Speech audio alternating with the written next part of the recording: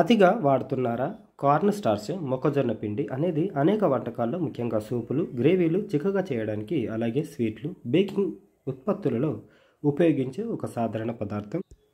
అయితే దీనిని అధికంగా వాడడం వల్ల కొన్ని ఆరోగ్య సమస్యలు తలెత్తే అవకాశం ఉందని నిపుణులు చెబుతున్నారు. ఆ సమస్యలు ఏమిటో చూద్దాం. రక్తంలో చక్కెర స్థాయిలు పెరగడం. కార్న్ స్టార్చ్ అనేది ప్రాసెస్ చేయబడిన పిండి పదార్థం. ఇందులో ఫైబర్ చాలా తక్కువగా ఉంటుంది. ఇది త్వరగా జీర్ణమై రక్తంలో గ్లూకోజ్ స్థాయిలను వేగంగా పెంచుతుంది. ఇది మధుమేహ వ్యాధిగ్రస్తులకు లేదా ఈ వ్యాధి వచ్చే ప్రమాదం ఉన్నవారికి అంత మంచిది కాదు.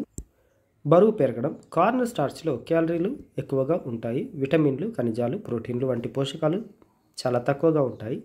దీనిని ఎక్కువగా తీసుకోవడం వల్ల అనవసరమైన క్యాలరీలు శరీరంలో చేరి బరువు పెరగడానికి దారితీయవచ్చు.